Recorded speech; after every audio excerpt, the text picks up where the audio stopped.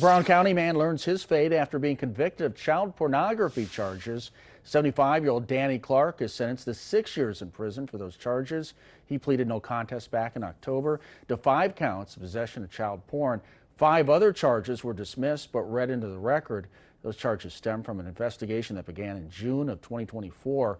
Authorities received tip reports regarding uploads of child pornography images.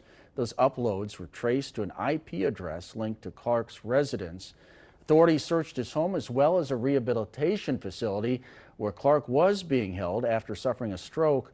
Clark admitted to possessing child pornography on his devices. Analysis of seized devices revealed thousands of images and videos of child sexual abuse material.